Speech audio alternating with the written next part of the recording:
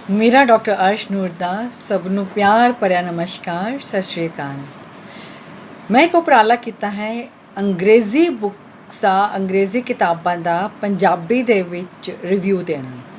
ਔਰ ਅੱਜ ਦੀ ਕਿਤਾਬ ਹੈ ਇੱਕ ਬਹੁਤ ਹੀ ਪ੍ਰਸਿੱਧ ਕਿਤਾਬ 7 habits of highly effective people, ਜਿਹੜੀ ਕਿ ਸਟੀਵਨ ਕੋਵੇ ਨੇ ਲਿਖੀ ਸੀ। ਇਸ ਕਿਤਾਬ ਦੇ ਵਿੱਚ ਸਕਸੈਸਫੁਲ ਔਰ ਜਿਹੜੇ ਸਫਲ ਬੰਦੇ ਹਨ ਉਹਨਾਂ ਦੇ ਕਾਰਨ ਔਰ ਉਹਨਾਂ ਦੀ ਸਫਲਤਾ ਦੀ ਕੁੰਜੀ ਬਿਆਨ ਕੀਤੀ ਗਈ ਹੈ। ਸੋ ਉਹਨੇ 7 ਆਦਤਾਂ ਦੱਸੀਆਂ ਹਨ ਕਿ ਜਿਹੜੇ ਇਨਸਾਨ ਸਕਸੈਸਫੁਲ ਹੁੰਦੇ ਹਨ ਉਹ ਆਪਣੀਆਂ ਆਦਤਾਂ ਦੇ ਕਰਕੇ ਹੀ ਹੁੰਦੇ ਹਨ।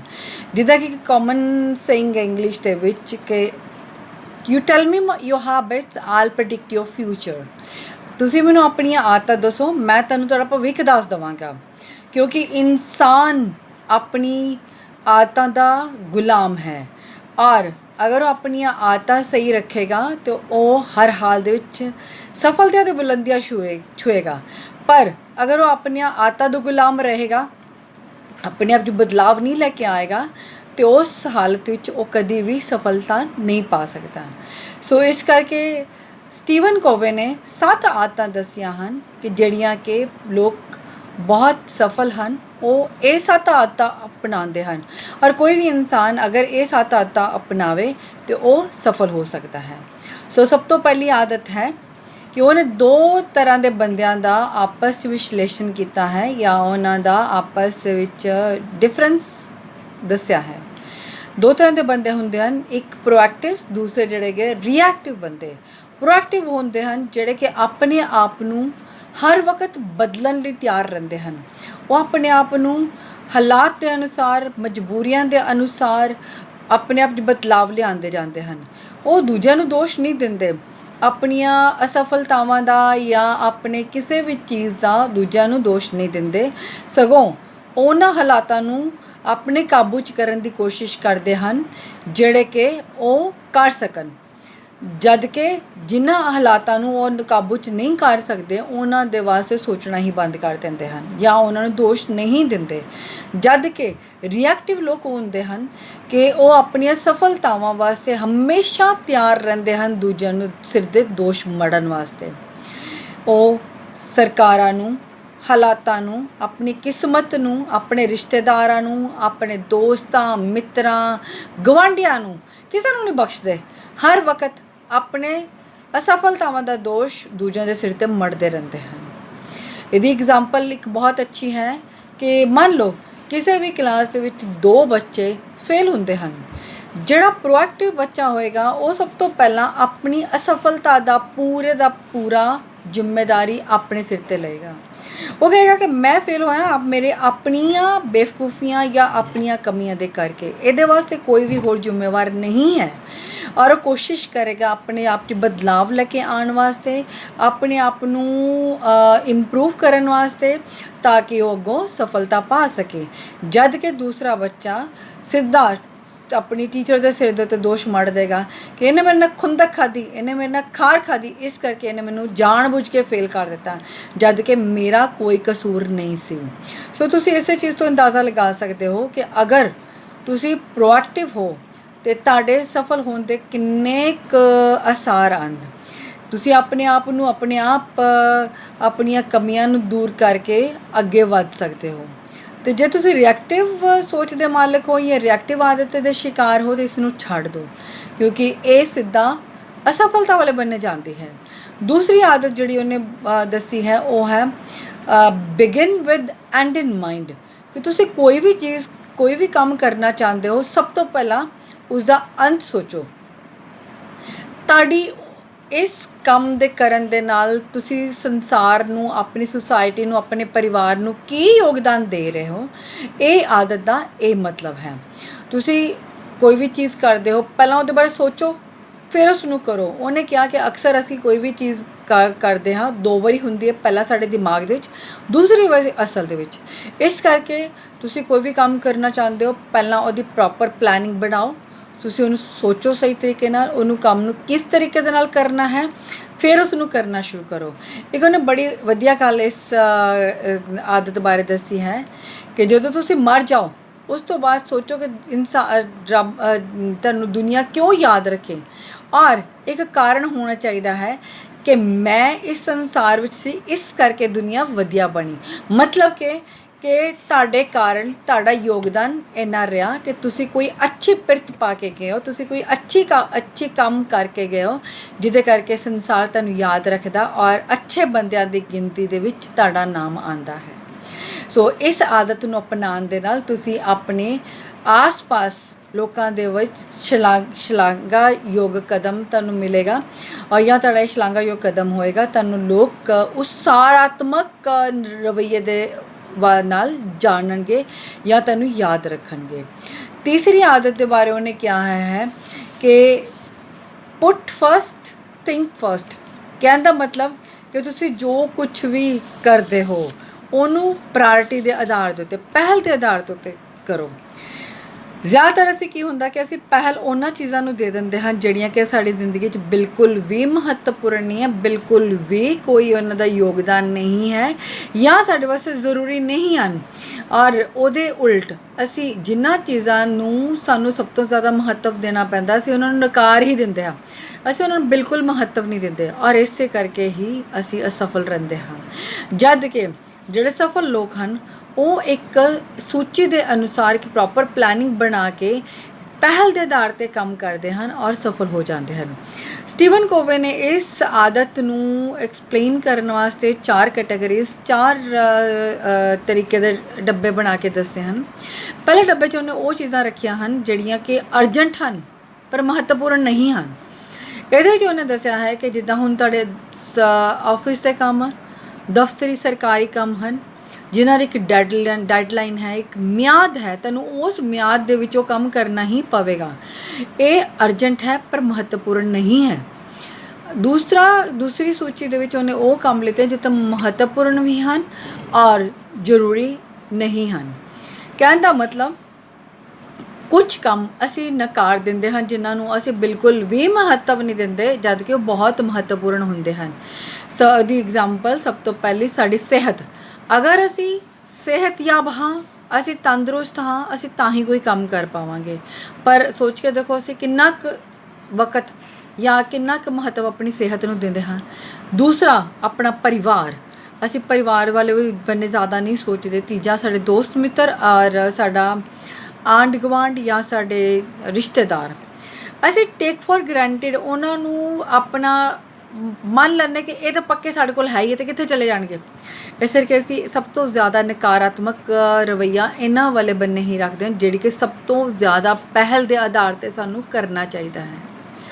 ਇਸ ਚੀਜ਼ ਨੂੰ ਐਕਸਪਲੇਨ ਕਰਨ ਵਾਸਤੇ ਇੱਕ ਮਨੋਵਿਗਿਆਨਿਕ ਨੇ ਆਪਣੇ ਬੱਚਿਆਂ ਨੂੰ ਇੱਕ ਤਰੀਕਾ ਦੱਸਿਆ ਸੀ ਜਾਂ ਇੱਕ ਪ੍ਰਯੋਗ ਕਰਵਾਇਆ ਸੀ। ਉਹਨੇ ਇੱਕ ਜਾਰ ਦੇ ਵਿੱਚ ਜਿਹੜਾ ਬਿਲਕੁਲ ਖਾਲੀ ਜਾਰ ਸੀਗਾ ਉਹਦੇ ਵਿੱਚ 3 ਵੱਡੀਆਂ ਗੇਂਦਾਂ ਪਾਈਆਂ ਔਰ ਆਪਣੇ ਬੱਚਿਆਂ ਨੂੰ ਪੁੱਛਿਆ ਕਿ ਹੁਣ ਸੋਚ ਕੇ ਦੱਸੋ ਕਿ ਕੋਈ ਚੀਜ਼, ਕੋਈ ਸਪੇਸ, ਕੋਈ ਜਗ੍ਹਾ ਸਾਡੇ ਕੋਲ ਖਾਲੀ ਬਚ ਗਈ ਹੈ। ਤਾਂ ਉਹਦੇ ਬੱਚਿਆਂ ਨੇ ਦੱਸਿਆ ਕਿ ਨਹੀਂ, ਹੁਣ ਸਾਡਾ ਜਾਰ ਬਿਲਕੁਲ ਭਰ ਗਿਆ ਹੈ, ਇਹਦੇ 'ਚ ਕੋਈ ਵੀ ਸਪੇਸ ਬਾਕੀ ਨਹੀਂ ਬਚੀ। ਫਿਰ ਉਸ ਮਨੋਵਿਗਿਆਨਿਕ ਨੇ, ਉਸ ਟੀਚਰ ਨੇ ਉਹਦੇ ਵਿੱਚ ਛੋਟੇ ਕੰਕੜ ਪਾਣੇ ਸ਼ੁਰੂ ਕਰ ਦਿੱਤੇ ਔਰ ਜਿਹੜੀ ਖਾਲੀ ਜਗ੍ਹਾ ਸੀਗੀ ਉਹਦੇ ਨਾਲ ਕੰਕੜਾਂ ਦੇ ਨਾਲ ਭਰ ਗਈ। ਫਿਰ ਉਸਨੇ ਪੁੱਛਿਆ ਹੁਣ ਦੱਸੋ ਕੋਈ ਜਗ੍ਹਾ ਬਾਕੀ ਬਚੀ ਹੈ। ਉਹ ਵਿਦਿਆਰਥੀਆਂ ਨੇ ਕਿਹਾ ਕਿ ਨਹੀਂ, ਹੁਣ ਕੋਈ ਜਗ੍ਹਾ ਨਹੀਂ ਬਚੀ। ਫਿਰ ਉਸ ਮਨੋਵਿਗਿਆਨਿਕ ਨੇ ਉਹਦੇ ਵਿੱਚ ਰੇਤਾ ਭਰੀ। ਚੌਥੇ ਨੰਬਰ ਦੇ ਉੱਤੇ ਰੇਤਾ ਭਰਨ ਤੋਂ ਬਾਅਦ 'ਚੋਂ ਖਚਾਖਚ ਭਰ ਗਿਆ। ਫਿਰ ਉਹਨੇ ਪੁੱਛਿਆ ਬੱਚਿਆਂ ਨੂੰ ਕਿ ਹੁਣ ਦੱਸੋ ਕੋਈ ਜਗ੍ਹਾ ਬਚੀ ਹੈ। ਵਿਦਿਆਰਥੀ ਹੁਣ ਕਹਿੰਦਾ ਹੁਣ ਤਾਂ ਬਿਲਕੁਲ ਵੀ ਜਗ੍ਹਾ ਨਹੀਂ ਬਚੀ। ਫਿਰ ਉਹਨੇ ਉਸ ਦੇ ਵਿੱਚ ਦੁੱਧ ਪਾ ਦਿੱਤਾ। ਦੁੱਧ ਪਾਉਣ ਤੋਂ ਬਾਅਦ ਫਿਰ ਉਹੀ ਜਵਾਬ ਸੀ। ਫਿਰ ਉਸ ਤੋਂ ਬਾਅਦ 'ਚ ਉਹਨੇ ਚੋਕਲੇਟ ਪਾਈ। ਸੋ ਇਸ ਤੋਂ ਬਾਅਦ 'ਚ ਉਹਨੇ ਦੱਸਿਆ ਕਿ ਜਿਹੜੇ ਮੈਂ ਗੇਂਦ ਪਾਏ ਸੀਗੇ, ਮੰਨ ਲਓ ਕਿ ਮੈਂ ਗੇਂਦ ਅਖੀਰ 'ਚ ਪਾਉਂਦਾ ਸਾਰੀ ਚੀਜ਼ਾਂ ਪਾ ਕੇ, ਕੀ ਉਹਨਾਂ ਦੀ ਜਗ੍ਹਾ ਬਚਦੀ? ਅਗਰ ਮੈਂ ਰੇਤਾ ਪਾਉਣ ਤੋਂ ਬਾਅਦ 'ਚ, ਪਾਣੀ ਪਾਉਣ ਤੋਂ ਬਾਅਦ 'ਚ, ਦੁੱਧ ਪਾਉਣ ਤੋਂ ਬਾਅਦ ਜਾਂ ਚੋਕਲੇਟ ਪਾਉਣ ਤੋਂ ਬਾਅਦ ਜੇ ਕੰਕੜ ਪੱਥਰ ਪਾਉਂਦਾ ਤਾਂ ਕੀ ਉਹਨਾਂ ਦੀ ਜਗ੍ਹਾ ਬਚਦੀ? ਉਸੇ ਤਰੀਕੇ ਦੇ ਨਾਲ ਸਾਨੂੰ ਹਰ ਇੱਕ ਕੰਮ ਪਹਿਲ ਦੇ ਆਧਾਰ 'ਤੇ ਕਰਨਾ ਚਾਹੀਦਾ ਹੈ। ਜਿੱਦਾਂ ਕਿ ਸਾਨੂੰ ਆਪਣੇ ਪਰਿਵਾਰ ਨੂੰ ਸਭ ਤੋਂ ਜ਼ਿਆਦਾ ਟਾਈਮ ਦੇਣਾ ਚਾਹੀਦਾ ਹੈ ਜਾਂ ਪਰਿਵਾਰ ਨੂੰ ਪਹਿਲ ਦੇਣੀ। ਅਸੀਂ ਸਾਡੀ ਹੋਂਦ ਸਾਡੇ ਪਰਿਵਾਰ ਅਤੇ ਸਾਡੇ ਸਰੀਰ ਦੇ ਕਰਕੇ ਹੀ ਹੈ। ਔਰ ਉਹ ਗੇਂਦਾਂ ਜਿਹੜੀਆਂ ਮੈਂ ਸਭ ਤੋਂ ਪਹਿਲਾਂ ਪਾਈਆਂ ਸੀ ਉਹ ਸਾਡਾ ਸਰੀਰ ਅਤੇ ਸਾਡਾ ਪਰਿਵਾਰ ਸੀ, ਜਿਹਨੂੰ ਕਿ ਸਭ ਤੋਂ ਜ਼ਿਆਦਾ ਪਹਿਲ ਦੇਣੀ ਚਾਹੀਦੀ ਹੈ, ਜਦ ਕਿ ਅਸੀਂ ਸਭ ਤੋਂ ਜ਼ਿਆਦਾ ਨਕਾਰਾਤਮਕ ਰਵੱਈਆ ਇਸੇ ਵਾਸਤੇ ਹੀ ਰੱਖਦੇ ਹਾਂ। ਅਸੀਂ ਕਦੇ ਵੀ ਇਸ ਨੂੰ ਮਹੱਤਵ ਨਹੀਂ ਦਿੱਤਾ। ਦੂਸਰਾ ਕੰਕੜ ਜਿਹੜੇ ਸੀਗੇ ਉਹ ਸਾਡੀਆਂ ਜੌਬਸ, ਸਾਡੀਆਂ ਸੇਵਾਵਾਂ, ਸਾਡੇ ਆਮਦਨੀ ਦਾ ਸਾਧਨ। ਤੀਸਰਾ ਜਿਹੜਾ ਸੀਗਾ ਸਾਡੇ ਮਿਲਣ ਵਰਤਣ ਵਾਲੇ ਜਿਹੜੇ ਰੇਤਾ ਸੀਗੀ, ਮਿਲਣ ਵਰਤਣ ਵਾਲੇ ਲੋਕ। ਚੌਥੇ ਨੰਬਰ ਦੇ ਉੱਤੇ ਜਿਹੜੀਆਂ ਆਮ ਟੀਵੀ ਦੇਖਣਾ ਜਾਂ ਅਸੀਂ ਫੇਸਬੁੱਕ ਦੇਖਣੀ ਜਾਂ ਅਸੀਂ ਵਟਸਐਪ ਕਰਨਾ। ਸੋ ਇਹ ਸਾਡਾ ਚੌਥਾ ਚੀਜ਼ ਹੋਣੀ ਚਾਹੀਦੀ ਆ। ਔਰ ਤੁਸੀਂ ਸੋਚ ਕੇ ਦੇਖੋ ਕਿ ਅਸੀਂ ਕਿੰਨਾ ਮਹੱਤਵ ਕਿਸ ਚੀਜ਼ ਨੂੰ ਦਿੰਦੇ ਹਾਂ। ਇਸ ਆਦਤ ਦੇ ਨਾਲ ਹੀ ਤੁਸੀਂ ਆਪਣੀ ਜ਼ਿੰਦਗੀ ਦੇ ਵਿੱਚ ਬਦਲਾਵ ਲੈ ਕੇ ਆ ਸਕਦੇ ਹੋ ਔਰ ਤੁਸੀਂ ਸਫਲਤਾ ਵਾਲੇ ਬੰਨੇ ਚੱਲ ਸਕਦੇ ਹੋ। ਇਸ ਤੋਂ ਬਾਅਦ ਜਿਹੜੀ ਅਗਲੀ ਆਦਤ ਹੈ ਉਹ ਹੈ ਚੌਥੀ ਆਦਤ, ਜਿਹੜੀ ਕਿ ਵਿਨ ਵਿਨ। ਅੱਛਾ ਕਰੋ, ਆਪਣੇ ਆਸ-ਪਾਸ ਇੱਕ ਪੋਜ਼ਿਟਿਵ ਪ੍ਰਭਾਵਸ਼ਾਲੀ ਔਰਾ ਬਣਾ ਕੇ ਰੱਖੋ ਤਾਂ ਕਿ ਤੁਹਾਨੂੰ ਹਰ ਚੀਜ਼ ਜਿਹੜੀ ਹੈਗੀ ਆ ਉਹ ਬਾਅਦ ਵਿੱਚ ਜ਼ਿਆਦਾ ਤੋਂ ਜ਼ਿਆਦਾ ਮਿਲੇ, ਕਿਉਂਕਿ ਕੁਦਰਤ ਨੇ ਸਾਨੂੰ ਹਰ ਚੀਜ਼ ਬਹੁਤ ਜ਼ਿਆਦਾ ਮਾਤਰਾ ਵਿੱਚ ਦਿੱਤੀ ਹੈ। ਇਹ ਸਾਡਾ ਨਕਾਰਾਤਮਕ ਸੋਚ ਹੈ ਜਿਹੜਾ ਉਸਨੂੰ ਬਹੁਤ ਛੋਟਾ ਕਰ ਦਿੰਦੀ ਔਰ ਅਸੀਂ ਹਰ ਚੀਜ਼ ਦਾ ਫਲ ਪੂਰਾ ਨਹੀਂ ਲੈ ਪਾਉਂਦੇ। ਜ਼ਿਆਦਾਤਰ ਲੋਕੀ ਜਿਹੜਾ ਆਪਣੇ ਨਕਾਰਾਤਮਕ ਸੋਚ ਦੇ ਕਰਕੇ ਆਪਣੇ ਦੋਸਤਾਂ, ਆਂਢੀਆਂ ਗੁਆਂਢੀਆਂ, ਆਪਣੇ ਕੰਮ ਕਰਨ ਵਾਲੀ ਜਗ੍ਹਾ ਦੇ ਉੱਤੇ ਆਪਣਾ ਇੱਕ ਗਲਤ ਜਿਹਾ ਪ੍ਰਭਾਵ ਪਾ ਲੈਂਦੇ ਹਨ। ਔਰ ਸਭ ਤੋਂ ਮਾੜੀ ਚੀਜ਼ ਤਾਂ ਆਪਣੇ ਸਰੀਰ ਦੇ ਨਾਲ ਕਰਦੇ ਹਨ। ਉਹ ਕਦੇ ਵੀ ਆਪਣੇ ਸਰੀਰ ਨੂੰ ਸਹੀ ਤਰੀਕੇ ਦੇ ਨਾਲ ਇਸਤੇਮਾਲ ਨਹੀਂ ਕਰਦੇ, ਜਿਸ ਦੇ ਨਾਲ ਕਿ ਬਿਮਾਰੀ ਦੇ ਸ਼ਿਕਾਰ ਹੋ ਜਾਂਦੇ ਹਨ। ਹੁਣ ਵਿਨ ਆਦਤ ਉਹ ਹੈ ਕਿ ਅਸੀਂ ਮਿਊਚੁਅਲੀ ਅਗਰ ਕਿਸੇ ਨੂੰ ਫਾਇਦਾ ਦੇਵਾਂਗੇ ਸਾਡਾ ਫਾਇਦਾ ਆਪਣੇ ਆਪ ਹੋਏਗਾ। ਸਭ ਤੋਂ ਵੱਡੀ ਐਗਜ਼ਾਮਪਲ ਹੈ ਕਿ ਅਗਰ ਕੋਈ ਟੀਚਰ ਬੱਚਿਆਂ ਨੂੰ ਪੜ੍ਹਾਉਂਦਾ ਹੈ ਅਤੇ ਉਹ ਆਪ ਵੀ ਆਪਣੀ ਨੌਲੇਜ ਦੇ ਵਿੱਚ ਵਾਧਾ ਕਰਦਾ ਹੈ। ਬੱਚਿਆਂ ਨੂੰ ਪੜ੍ਹਾਉਂਦੇ ਦੇ ਨਾਲ ਉਹਦੀ ਆਪਣੀ ਪੜ੍ਹਾਈ ਵੀ ਹੁੰਦੀ ਹੈ ਔਰ ਬਹੁਤ ਕੁਝ ਸਿੱਖਦਾ ਹੈ। ਦੂਸਰੇ ਨੂੰ ਪੜ੍ਹਾਓ, ਆਪ ਸਿੱਖੋ। ਕਿਸੇ ਨੂੰ ਕੋਈ ਕੰਮ ਕਰਾਓ, ਕਿਸੇ ਦੀ ਕੁਝ ਮਦਦ ਕਰੋ ਤਾਂ ਉਹਦੇ ਨਾਲ ਤੁਹਾਨੂੰ ਖੁਦ ਨੂੰ ਬਹੁਤ ਫਾਇਦਾ ਹੁੰਦਾ ਹੈ। ਦੂਸਰੀ ਹੈ ਲੂਜ਼, ਦੂਸਰੇ ਦਾ ਵੀ ਨੁਕਸਾਨ, ਆਪਣਾ ਵੀ ਨੁਕਸਾਨ। ਅਕਸਰ ਲੋਕੀ ਜਿਹੜੇ ਨੈਗੇਟਿਵ ਮੈਂਟੈਲਿਟੀ ਦੇ ਹੁੰਦੇ ਉਹ ਕੀ ਕਰਦੇ ਕਿ ਆਪਣਾ ਨਫਾ ਨੁਕਸਾਨ ਉਸ ਤਰੀਕੇ ਦੇ ਨਾਲ ਸੋਚਦੇ ਹਨ ਕਿ ਦੂਜੇ ਦਾ ਫਾਇਦਾ ਨਹੀਂ ਹੋਣਾ ਚਾਹੀਦਾ। ਉਹ ਸਾਡਾ ਜਿਹੜਾ ਹੈਗਾ ਇੰਨਾ ਕੁ ਜੇਕਰ ਨੁਕਸਾਨ ਹੁੰਦਾ ਪਰ ਦੂਜੇ ਦਾ ਅਗਰ ਜੇ ਜ਼ਿਆਦਾ ਫਾਇਦਾ ਹੁੰਦਾ ਜਾਂ ਥੋੜ੍ਹਾ ਜਿਹਾ ਫਾਇਦਾ ਵੀ ਹੁੰਦਾ ਅਤੇ ਉਹ ਆਪਣਾ ਨੁਕਸਾਨ ਕਰਾਉਣਾ ਬਰਦਾਸ਼ਤ ਕਰ ਲੈਂਦੇ ਹਨ ਪਰ ਦੂਜੇ ਦਾ ਫਾਇਦਾ ਨਹੀਂ ਹੋਣ ਦੇਣਾ ਚਾਹੁੰਦਾ। ਔਰ ਜ਼ਿਆਦਾਤਰ ਮੁਸੀਬਤਾਂ ਸਾਡੀਆਂ ਹੁੰਦੀਆਂ ਹੀ ਦੂਜੇ ਦੀ ਤਰੱਕੀ ਨੂੰ ਦੇਖ ਕੇ ਹੈ ਜਾਂ ਦੂਸਰੇ ਦੀ ਅਸੀਂ ਵਾਧੇ ਨੂੰ ਦੇਖ ਕੇ ਅਕਸਰ ਦੁਖੀ ਰਹਿੰਦੇ ਹਨ। ਇਹ ਲੂਜ਼। ਇਹਦੀ ਸਭ ਤੋਂ ਵੱਡੀ ਐਗਜ਼ਾਮਪਲ ਉਹਨੇ ਦਿੱਤੀ ਹੈ ਡਿਵੋਰਸ ਦੀ। ਅਗਰ ਮੰਨ ਲਓ ਕਿ ਪਤੀ ਪਤਨੀ ਦਾ ਆਪਸ ਵਿੱਚ ਡਿਵੋਰਸ ਹੋ ਗਿਆ, ਕਿਹਦਾ ਫਾਇਦਾ ਹੋਇਆ? ਕਿਸੇ ਦਾ ਫਾਇਦਾ ਨਹੀਂ ਹੋਇਆ। ਪਰਿਵਾਰ ਰੁਲ ਗਿਆ, ਪੈਸਾ ਗਿਆ, ਮਨ ਦੀ ਸ਼ਾਂਤੀ ਗਈ, ਸਰੀਰ ਗਿਆ, ਸਭ ਕੁਝ ਚਲ ਗਿਆ। ਤੋ ਇਸ ਕਰਕੇ ਹਮੇਸ਼ਾ ਵਿਨ ਵਾਲੀ ਸਿਚੁਏਸ਼ਨ ਪੈਦਾ ਕਰਨੀ ਚਾਹੀਦੀ ਹੈ ਕਿ ਤੁਸੀਂ ਦੂਜਿਆਂ ਵਾਸਤੇ ਵੀ ਭਲਾ ਕਰੋ, ਤੁਹਾਡਾ ਆਪਣੇ ਆਪ ਭਲਾ ਹੋ ਜਾਏਗਾ। ਤੁਸੀਂ ਦੂਸਰਿਆਂ ਵਾਸਤੇ ਅੱਛਾ ਸੋਚੋ, ਤੁਹਾਡੇ ਵਾਸਤੇ ਆਪਣੇ ਆਪ ਅੱਛਾ ਹੋ ਜਾਏਗਾ। ਸੋ ਇਹ ਆਦਤ ਅਪਣਾਉਣ ਦੇ ਨਾਲ ਅਸੀਂ ਇੱਕ ਆਪਣਾ ਪੋਜ਼ਿਟਿਵ ਔਰਾ ਬਣਾ ਕੇ ਰੱਖਦੇ ਹਾਂ, ਜਿਹਦੇ ਨਾਲ ਸਾਨੂੰ ਨਾ ਕਿ ਸਿਰਫ ਸਤਿਕਾਰ, ਮਾਨ ਸਤਿਕਾਰ, ਪੈਸਾ, ਪ੍ਰਸਿੱਧੀ, ਰੁਤਬਾ ਹਰ ਕੁਝ ਹਾਸਲ ਹੋ ਜਾਂਦਾ ਹੈ। ਇਸ ਲਈ ਹਮੇਸ਼ਾ ਆਪਣੀ ਇਹ ਆਦਤ ਅਪਣਾਓ ਕਿ ਅਸੀਂ ਦੂਜਿਆਂ ਦਾ ਵੀ ਭਲਾ ਕਰੀਏ ਅਤੇ ਆਪਣਾ ਭਲਾ ਸਾਡਾ ਨਾਲ ਹੀ ਹੋ ਜਾਏਗਾ। ਪੰਜਵੀਂ ਆਦਤ ਜਿਹੜੀ ਉਹਨੇ ਦੱਸੀ ਹੈ ਉਹ ਹੈ seek first to understand than to be understood. ਕਹਿਣ ਦਾ ਮਤਲਬ ਕਿ ਪਹਿਲਾਂ ਦੂਜਿਆਂ ਨੂੰ ਸੁਣੋ, ਫਿਰ ਤੁਸੀਂ ਆਪਣੇ ਆਪ ਨੂੰ ਸਮਝਾਉਣ ਦੇ ਕਾਬਿਲ ਬਣੋ। ਪਹਿਲਾਂ ਦੂਜਿਆਂ ਨੂੰ ਸਮਝਣ ਦੀ ਕੋਸ਼ਿਸ਼ ਕਰੋ, ਫਿਰ ਖੁਦ ਨੂੰ ਸਮਝਾਉਣ ਦੀ ਕੋਸ਼ਿਸ਼ ਕਰੋ। ਕਹਿਣ ਦਾ ਮਤਲਬ ਕਿ ਅਕਸਰ ਅਸੀਂ ਕਿਸੇ ਨੂੰ ਸੁਣਨ ਨੂੰ ਕਦੇ ਤਿਆਰ ਨਹੀਂ। ਸਭ ਤੋਂ ਜ਼ਿਆਦਾ ਘਾਟ ਜਿਹੜੀ ਅੱਜ ਦੇ ਸਮੇਂ ਦੇ ਵਿੱਚ ਅਸੀਂ ਸੁਣਨਾ ਹੀ ਪਸੰਦ ਨਹੀਂ ਕਰਦੇ, ਅਸੀਂ ਬੋਲਣਾ ਜ਼ਿਆਦਾ ਪਸੰਦ ਕਰਦੇ ਹਾਂ। ਅਸੀਂ ਚਾਹੁੰਦੇ ਕਿ ਲੋਕ ਸਾਨੂੰ ਸੁਣਨ, ਜਦ ਕਿ ਅਸੀਂ ਉਹਨਾਂ ਦਾ ਨਜ਼ਰੀਆ, ਉਹਨਾਂ ਦੇ ਸੋਚ, ਹਰ ਚੀਜ਼ ਨੂੰ ਨਕਾਰ ਦਿੰਦੇ। ਅਸੀਂ ਆਪਣੇ ਆਪ ਨੂੰ ਸਭ ਤੋਂ ਜ਼ਿਆਦਾ ਸਿਆਣਾ ਸਮਝਦੇ ਹਾਂ। ਅਸੀਂ ਸੋਚਦੇ ਕਿ ਜੋ ਅਸੀਂ ਕਹਿੰਦੇ ਉਹ ਸਹੀ ਹੈ, ਜੋ ਦੂਜੇ ਕਰਦੇ ਹਨ ਉਹ ਗਲਤ ਹਨ। ਅਸੀਂ ਦੂਜੇ ਦੇ ਜਗ੍ਹਾ 'ਤੇ ਆਪਣੇ ਆਪ ਨੂੰ ਰੱਖ ਕੇ ਕਦੇ ਸੋਚਦੇ ਹੀ ਨਹੀਂ। ਇਸ ਚੀਜ਼ ਵਾਸਤੇ ਆਥਰ ਨੇ ਜਿਹੜਾ ਲੇਖਕ ਹੈ ਉਹਨੇ ਬੜੀ ਵੱਡੀ ਐਗਜ਼ਾਮਪਲ ਦਿੱਤੀ ਕਿ ਮੈਂ ਦੇਖਦਾ ਸੀ ਕਿ ਮੇਰਾ ਬੱਚਾ ਮੇਰੀ ਗੱਲ ਕਦੇ ਸੁਣਦਾ ਹੀ ਨਹੀਂ। ਉਹ ਮੈਨੂੰ ਮੇਰੇ ਨਾਲ ਨਾ ਟਾਈਮ ਸਪੈਂਡ ਕਰਨ ਨੂੰ ਤਿਆਰ ਸੀ, ਨਾ ਮੇਰੀ ਗੱਲ ਸੁਣਨ ਨੂੰ ਤਿਆਰ ਸੀ। ਮੈਂ ਇਸ ਚੀਜ਼ ਨੂੰ ਦੇਖ ਕੇ ਬੜਾ ਦੁਖੀ, ਔਰ ਉਸ ਤੋਂ ਬਾਅਦ 'ਚ ਮੈਂ ਸੋਚਿਆ ਕਿ ਮੈਂ ਉਹਨੂੰ ਕਦੋਂ ਸੁਣਿਆ, ਮੈਂ ਵੀ ਤਾਂ ਉਹਨੂੰ ਕਦੇ ਨਹੀਂ ਸੁਣਿਆ। ਤਾਂ ਇਹੀ ਨਜ਼ਰੀਆ ਉਹਦਾ ਮੇਰੇ ਵੱਲ ਵੀ ਬੰਨੇ ਹੋ ਗਿਆ ਕਿ ਉਹਨੇ ਮੈਨੂੰ ਨਾ ਸਮਝਣਾ ਅਤੇ ਨਾ ਸੁਣਨਾ ਦੀ ਕੋਸ਼ਿਸ਼ ਹੀ ਨਹੀਂ ਕੀਤੀ। ਅਤੇ ਉਸ ਤੋਂ ਬਾਅਦ 'ਚ ਉਹਨੇ ਇਹ ਐਗਜ਼ਾਮਪਲ ਦਿੱਤੀ, ਉਹਨੇ ਇਹ ਹੈਬਿਟ ਬਾਰੇ ਦੱਸਿਆ ਕਿ ਤੁਸੀਂ ਦੂਜਿਆਂ ਨੂੰ ਪਹਿਲਾਂ ਸਮਝੋ, ਪਹਿਲਾਂ ਉਹਨਾਂ ਦਾ ਪਰਸਪੈਕਟਿਵ, ਉਹਨਾਂ ਦੀ ਸੋਚ, ਉਹਨਾਂ ਦੇ ਸੋਚਣ ਦਾ ਨਜ਼ਰੀਆ, ਹੋ ਸਕਦਾ ਕਿ ਉਹ ਬੰਦਾ ਕਿਸ ਤਰੀਕੇ ਦੇ ਨਾਲ ਆਪਣੇ ਆਪ ਨੂੰ ਸਫਰ ਕਰ ਰਹੀ ਹਾਂ, ਕਿਸ ਦੁੱਖ ਤਕਲੀਫ ਦੇ ਵਿੱਚ ਆ, ਪਰ ਅਸੀਂ ਆਪਣੇ ਆਪ ਨੂੰ ਜਿਹੜਾ ਹੈਗਾ ਇੱਕਦਮ ਫੱਟ ਪੈਂਦੇ ਹਾਂ। ਇਹਦੀ ਐਗਜ਼ਾਮਪਲ ਕਿ ਮੰਨ ਲਓ ਕਿ ਕੋਈ ਸਟਾਫ ਮੈਂਬਰ ਜਾਂ ਕੋਈ ਇੰਪਲੋਏ ਜਿਹੜਾ ਆਪਣੇ ਆਫਿਸ ਲੇਟ ਪਹੁੰਚਦਾ ਹੈ, ਹੋ ਸਕਦਾ ਰਸਤੇ 'ਚ ਉਹਦਾ ਐਕਸੀਡੈਂਟ ਹੋ ਗਿਆ ਹੋਵੇ, ਹੋ ਸਕਦਾ ਉਹਦਾ ਸਕੂਟਰ ਦਾ ਟਾਇਰ ਪੰਚਰ ਹੋ ਗਿਆ, ਹੋ ਸਕਦਾ ਉਹਨੂੰ ਕੋਈ ਹੋਰ ਮੁਸੀਬਤ ਦਾ ਸਾਹਮਣਾ ਕਰਨਾ ਪੈ ਗਿਆ ਹੋਵੇ। ਆਫਿਸ ਪਹੁੰਚਿਆ ਅਤੇ ਉਹਦੇ ਬੌਸ ਨੇ ਇੱਕਦਮ ਉਹਦੇ 'ਤੇ ਫਟ ਕੇ ਉਹਨੂੰ ਗਾਲੀ ਗਲੋਚ ਕਰਨਾ ਸ਼ੁਰੂ ਕਰ ਦਿੱਤਾ, ਡਾਂਟਣਾ ਸ਼ੁਰੂ ਕਰ ਦਿੱਤਾ, ਜਦ ਕਿ ਉਹ ਬੰਦਾ ਪਹਿਲਾਂ ਹੀ ਬਹੁਤ ਪਰੇਸ਼ਾਨ ਸੀ। ਉਹਦੀ ਗੱਲ ਸੁਣਨ ਦੀ, ਉਹਦੀ ਦਲੀਲ ਸੁਣਨ ਦੀ ਕੋਸ਼ਿਸ਼ ਵੀ ਨਹੀਂ ਕੀਤੀ। ਕਿੰਨੀ ਬੇਇਨਸਾਫੀ ਹੋਈ। ਅਗਰ ਉਹ ਉਹਨੂੰ ਸੁਣਦਾ ਅਤੇ ਉਹਦੇ ਵਾਸਤੇ ਥੋੜ੍ਹਾ ਸਿੰਪਥੈਟਿਕ ਜਾਂ ਇੰਪੈਥੀ ਮੀਨਸ ਕਿ ਦੂਸਰੇ ਦੀ ਜੁੱਤੀ ਦੇ ਵਿੱਚ ਆਪਣੇ ਪੈਰ ਪਾ ਕੇ ਦੇਖੋ, ਦੂਸਰੇ ਨੂੰ ਦੇਖੋ ਕਿ ਉਹਨੂੰ ਕਿੱਥੇ ਤਕਲੀਫ ਹੁੰਦੀ ਹੈ, ਉਹ ਕਿੰਨਾ ਮੁਸ਼ਕਿਲਾਂ ਦੇ ਵਿੱਚ ਗੁਜ਼ਰ ਰਿਹਾ ਹੈ। ਉਹਦੇ ਨਾਲ ਤੁਸੀਂ ਆਪਣਾ ਰੁਤਬਾ ਬਹੁਤ ਉੱਚਾ ਕਰ ਲੋਗੇ। ਲੋਕੀ ਤੁਹਾਨੂੰ ਬਹੁਤ ਅੱਛੇ ਕਿਰਦਾਰ ਦਾ ਜਾਂ ਬਹੁਤ ਅੱਛਾ ਇਨਸਾਨ, ਔਰ ਤੁਹਾਡੀ ਇੱਜ਼ਤ ਆਪਣੇ ਆਪ ਵੀ ਵੱਧ ਜਾਏਗੀ, ਔਰ ਲੋਕੀ ਤੁਹਾਨੂੰ ਬਹੁਤ ਅੱਛਾ ਇਨਸਾਨ ਸਮਝਣਾ ਸ਼ੁਰੂ ਕਰ ਦੇਣਗੇ। ਇਸ ਲਈ ਪਹਿਲਾਂ ਦੂਜਿਆਂ ਨੂੰ ਸਮਝੋ, ਫਿਰ ਉਸ ਤੋਂ ਬਾਅਦ ਆਪਣੀ ਗੱਲ ਸਮਝਣ ਦੀ ਕੋਸ਼ਿਸ਼ ਕਰੋ। ਜ਼ਿਆਦਾਤਰ ਹੁੰਦਾ ਕਿ ਅਸੀਂ ਅੱਧੀ ਗੱਲ ਸੁਣਦੇ ਹਾਂ ਔਰ ਉਸ ਤੋਂ ਬਾਅਦ ਆਪਣਾ ਨਿਰਣਾ ਇੱਕਦਮ ਦੇ ਦਿੰਦੇ ਹਾਂ। ਇੱਥੇ ਇੱਕ ਐਗਜ਼ਾਮਪਲ ਮੈਂ ਦੇਣਾ ਚਾਹਾਂਗੀ। ਮੰਨ ਲਓ ਕਿ ਇੱਕ ਪਤਨੀ ਨੇ ਆਪਣੇ ਪਤੀ ਨੂੰ ਕਿਹਾ ਕਿ ਮੈਂ ਆਪਣੀ ਨੌਕਰੀ ਨੂੰ ਨਫ਼ਰਤ ਕਰਦੀ ਹਾਂ। ਪਤੀ ਬਜਾਏ ਕਿ ਉਹਨੂੰ ਸੁਣਨ ਤੋਂ ਸਿੱਧਾ ਆਪਣਾ ਨਿਰਣਾ ਦੇ ਦਿੱਤਾ ਉਹਨੇ ਕਿ ਤੇਰੇ ਕਹਿਣ ਦਾ ਮਤਲਬ ਤੂੰ ਨੌਕਰੀ ਛੱਡਣਾ ਚਾਹੁੰਦੀ ਹੈ, ਜਦ ਕਿ ਉਹਨੂੰ ਕਹਿਣਾ ਚਾਹੀਦਾ ਸੀ ਕਿ ਕੀ ਗੱਲ, ਤੈਨੂੰ ਨੌਕਰੀ 'ਚ ਕੋਈ ਤਕਲੀਫ ਹੈ, ਤੈਨੂੰ ਉੱਥੇ ਕੋਈ ਮੁਸ਼ਕਿਲ ਦਾ ਸਾਹਮਣਾ ਕਰਨਾ ਪੈ ਰਿਹਾ ਹੈ, ਕੀ ਤਕਲੀਫ ਤੁਹਾਨੂੰ ਹੈ। ਉਹਦੇ ਨਾਲ ਹੋ ਸਕਦਾ ਕਿ ਉਹਦੀ ਮੁਸ਼ਕਿਲ ਦਾ, ਉਹਦੀ ਪਰੇਸ਼ਾਨੀ ਦਾ ਹੱਲ ਲੱਭਦਾ, ਔਰ ਉਸ ਤੋਂ ਬਾਅਦ 'ਚ ਉਹਨੂੰ ਸਲਾਹ ਦਿੰਦਾ ਕਿ ਜਿਹੜਾ ਕਿ ਉਸ ਵਾਈਫ ਵਾਸਤੇ, ਉਸ ਪਤਨੀ ਵਾਸਤੇ ਬਹੁਤ ਸੁਖਾਲੀ ਹੁੰਦੀ।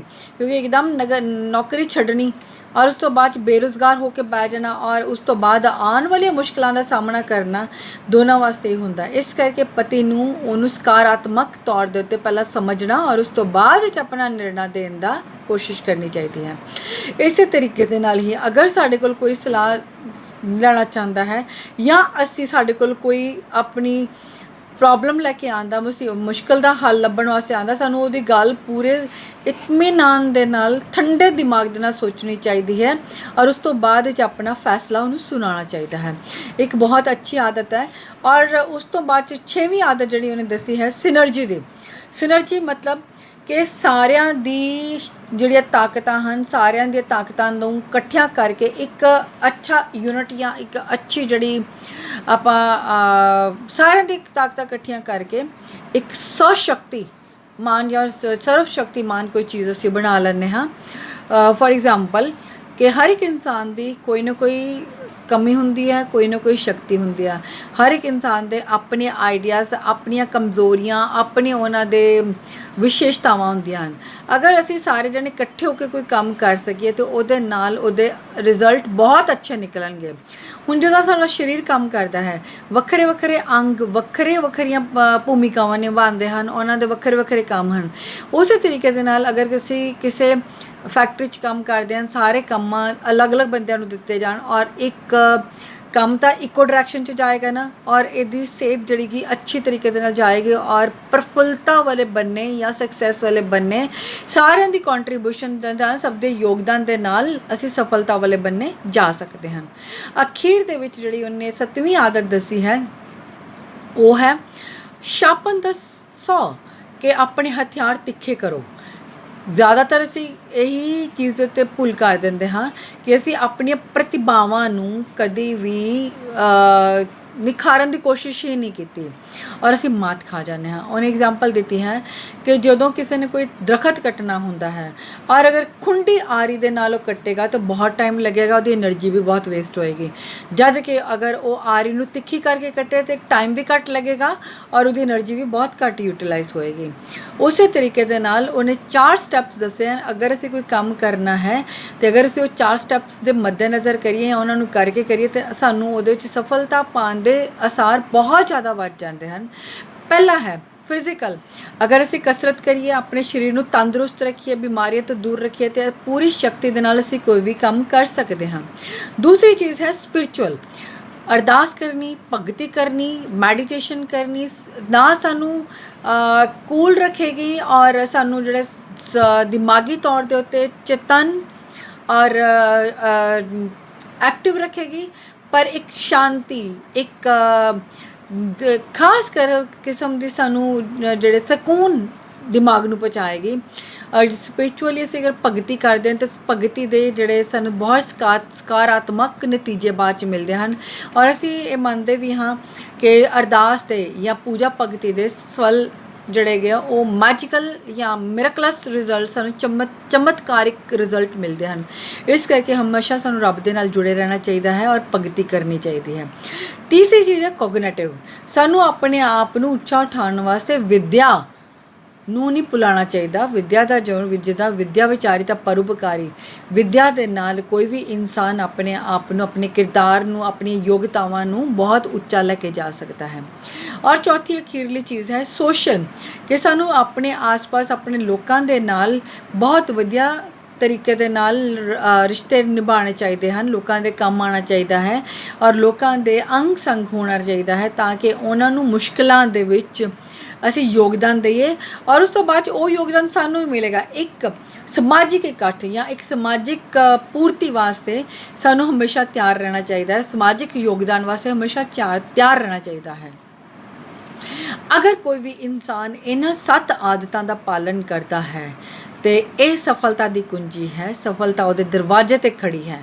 ਇਸ ਕਰਕੇ ਇਨਸਾਨ ਨੂੰ ਆਪਣੀਆਂ ਬੁਰੀਆਂ ਆਦਤਾਂ ਦਾ ਗੁਲਾਮ ਨਹੀਂ ਹੋਣਾ ਚਾਹੀਦਾ, ਉਹਨਾਂ ਨੂੰ ਛੱਡ ਦੇਣਾ ਚਾਹੀਦਾ ਹੈ।